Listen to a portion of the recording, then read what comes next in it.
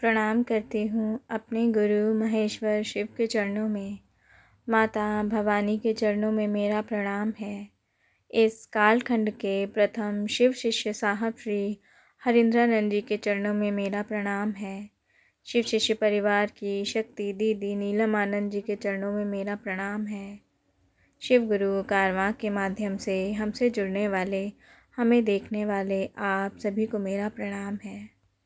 मेरे साहब श्री द्वारा रचित पुस्तक आप चलें शिव की ओर के प्रथम आलेख सिंधु एवं वैदिक सभ्यता में शिव के प्रथम भाग में हम सब ने शिव के पशुपति स्वरूप से लेकर के ऋग्वैदिक काल और उत्तर वैदिक काल में शिव के रुद्रश परमेश्वर स्वरूप तक की यात्रा की।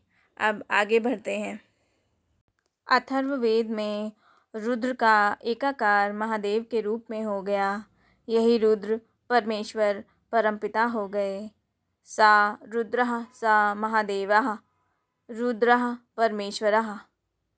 शिव को नीलवर्ण कहा गया है। वैसे इस अंतिम वेद में शिव के विनाशकारी रूप का भी वर्णन किया गया है। वहीं उनकी लोकप्रियता भी सर्वाधिक रूप से स्थापित हो गई थी। अथर्ववेद में कहा गया है कि जो रुद्र अग्नि में, जल में, औषधि, वनस्पतियों में हैं और जो सब भुवनों का निर्माण करते हैं, उस तेजस्वी रुद्र को हमारा नमस्कार है। यो अग्नो रुद्रो योडस्प वनत्तर्य औषधि विरुद्ध आविवेश या इमा विश्वा भुनानि चकल्पे तस्मै रुद्राय नमो नमोस्तर्वगणे। यजुर्वेद में ही शिव को कल्याणकारी परमात्मा, परमपिता और शंभु कहा गया है। नमः शंभवे च मयोवये च नमः शंकराय च मयस्कराय च नमः शिवाय च शिवतराय च। अर्थात कल्याणकारी, सुख प्रदान करने वाले भगवान शिव को नमस्कार है। अथर्ववेद में रुद्र को कल्याणकारी और विनाशकारी दोनों स्वरूपों पर जोर दिया गया है। रुद्र के बाणों से पशुओं और मनुष्यों के विनाश का भय था। इसी से उनकी रक्षा के लिए रुद्र को प्रसन्न करने हेतु रक्षक और स्वामी माना जाने लगा, जिसके अंतर्गत अथर्ववेद में रुद्र को पशुपति नाम भी मिला। आदिकाल में शिव को ही मृत्यु का देवता माना गया है। उनके इसी रूप में उनका सहचर्य स्वानों अर्थात कुत्तों के साथ बताया गया। अथर्ववेद के कुछ मंत्रों में रुद्र को सहसाक्ष अर्थात प्राणी मात्र के कर्मों को देखने वाले, दिक्पाल अर्थात दिशाओं का रक्षक कहा गया। इन्हीं मंत्रों में भव, सर्व और ईशान जैसी प्रशंसात्मक उपाधियों से उनकी स्तुति की गई है। अतः वेदों में उल्लेखित शिव के स्वरूप से हम सब इस निष्कर्ष पर पहुँचते हैं कि प्रारंभ से ही शिव प्रकृति की सृजनात्मक और संहारात्मक शक्ति के प्रतीक थे। जनमानस में परावर्ती काल से शिव और वैदिक रुद्र दोनों एक ही सत्ता हैं। तथापि काल के प्रवाह में शिव की प्रशंसा एवं पूजा में भिन्नता परिलक्षित होती है। सिंधु घाटी सभ्यता और वैदिक सभ्यता के परस्पर संबंधों पर इतिहास मौन है।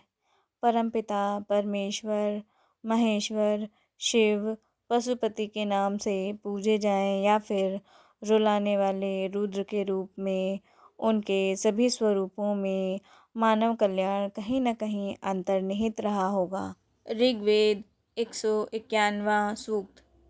ऋग्वेद के 191वें सूक्त में कहा गया है, समगच्छम संवदनम संवो मनांसि जानताम देवा भागम यथा पूर्वे संजनानाम उपासते। अर्थात हम सब एक साथ चलें, एक साथ बैठकर परस्पर वार्ता करें, हमारी चिंतन धारा एक समान हो। पूर्व काल में देवगण जिस प्रकार यज्ञ में प्राप्त भोग सामग्री मिल बांट कर ग्रहण करते थे, हम भी उसी परंपरा का निर्वहन करें।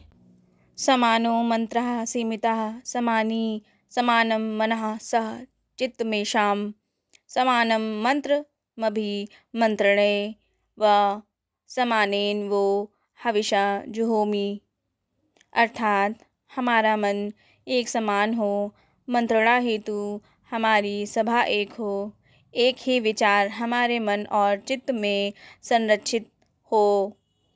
हे परमेश्वर, हम सब मिलकर अपनी एक सदृश ज्ञान शक्ति एवं क्रिया शक्ति से समस्त पदार्थ समान रूप से तुम्हें अर्पित कर रहे हैं।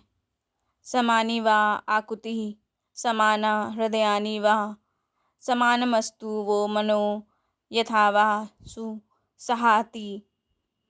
अर्थात हम सबका ध्येय एक हो, हम सभी के हृदय में एक समान भाव तरंगे हों, हम सभी के विचार एक ही तरह के हों। इस प्रकार एक समान मन और संकल्प से युक्त होकर कार्य करते हुए अपेक्षित परिणाम प्राप्त करें। सिंधु सभ्यता हो या वैदिक युग हो, शिव सदैव प्रकृति के सृजनात्मक और संहारात्मक शक्ति के प्रतीक थे।